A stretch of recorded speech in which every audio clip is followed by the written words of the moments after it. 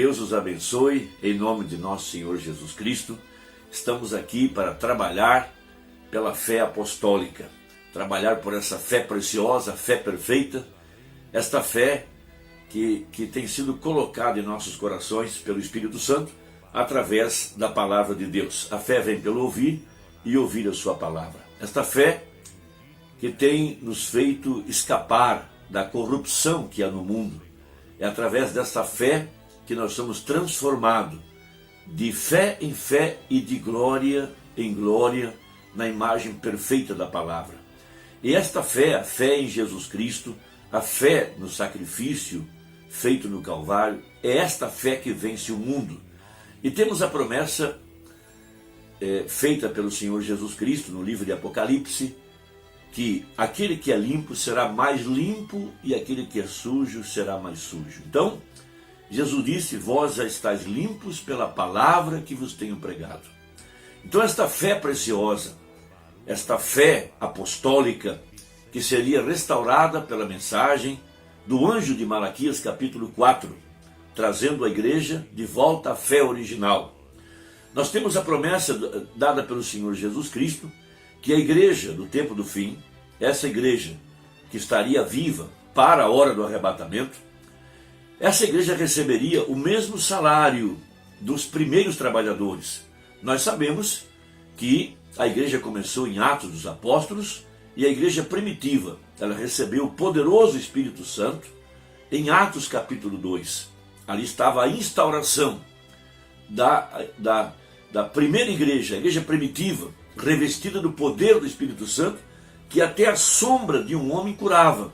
Veja, o apóstolo São Pedro e os demais apóstolos como João e Tiago, e logo em seguida o apóstolo São Paulo, homens poderosos nos quais Jesus Cristo estava habitando. Por isso, Jesus Cristo, quando encontrou Saulo no caminho para Damasco, veja, Saulo encontrou aquela luz, a mesma luz que Moisés viu no passado, e aquela luz o derrubou do cavalo. Ele então caído, ele disse: quem és tu, Senhor? Veja, aquela luz disse: eu sou Jesus, a quem tu me persegues. Então Jesus Cristo agora, em forma de Espírito Santo, o corpo físico de Jesus subiu para a glória, está no altar do sacrifício, ensanguentado, na 7ª dimensão, mas ele mandou para baixo o seu Espírito, que é uma parte dele mesmo, o Espírito Santo, para ungir a igreja, porque agora a igreja seria a continuidade do ministério de nosso Senhor Jesus Cristo, e ela é chamada de o corpo de Cristo. E Jesus disse: quem crer em mim, como diz as Escrituras, fará as mesmas obras que eu fiz e maiores do que essas, porque eu vou para o Pai. Então, o corpo literal, o corpo físico, subiu para a presença de Deus, mas o Espírito Santo veio sobre a igreja em Atos capítulo 2, e inclusive o livro de Atos dos Apóstolos deveria ser chamado Atos do Espírito Santo. Pois bem, nós temos então a promessa da plenitude do Espírito Santo para essa hora em que nós estamos vivendo.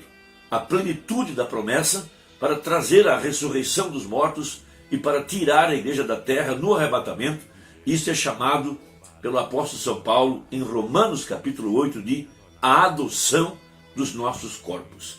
Nós temos uma leitura importante para esta hora em 2 Coríntios capítulo 1, a partir do versículo 20, aonde está escrito: porque todas quantas promessas há de Deus são nele sim, e por ele o amém, para a glória de Deus por nós. Mas o que nos confirma convosco em Cristo e o que nos ungiu é Deus, o qual também nos selou e deu o penhor do Espírito em nossos corações. Então, o Espírito Santo é quem unge a igreja. Ela está ungida com um óleo precioso. Esse óleo é o Espírito Santo. É ele que fala através dos seus servos, é ele que fala através dos profetas, dos apóstolos, dos pastores e assim por diante. E ele vai então confirmando aquela palavra, quando é a palavra de Deus sendo pregada por lábios humanos. Homens ungidos com o Espírito Santo, homens inspirados para elevar a fé do povo a um nível mais alto.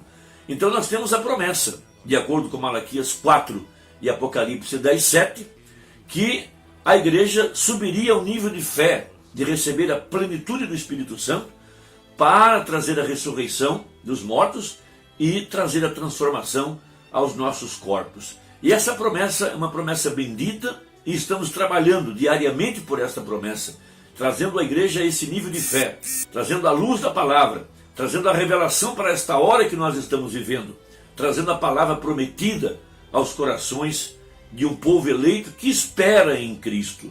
Então, em Romanos, capítulo 8, nós temos a bendita promessa no versículo 22 de Romanos, capítulo 8, que diz assim: porque sabemos que toda a criação geme e está juntamente com dores de parto até agora.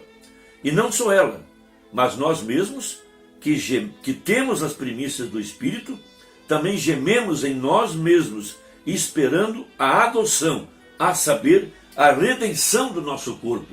Então, este é o tempo de adoção. Nós tivemos justificação pela fé com Lutero, logo crescemos até a santificação com John Wesley, logo veio a era pentecostal, quando os discípulos começaram a orar no início do século XX e começaram a pedir os dons pentecostais. A igreja então recebeu a restauração dos dons de 1 Coríntios 12. Mas a próxima fase, a promessa final, era a adoção. Uma igreja sendo trazida à sua posição no corpo de Cristo, para ter a sua fé restaurada, para trazer a transformação de nossos corpos abatidos. Então, a palavra seria pregada pelo anjo de Malaquias 4. Esta palavra seria colocada no coração da igreja e logo em seguida, então, viria o Espírito Santo para fazer essa palavra viver de acordo com a profecia. Nós temos um exemplo disso na vida de Abraão. Abraão creu em Deus e ele foi justificado pela fé. E por 25 anos, esta palavra de promessa esteve em seu coração.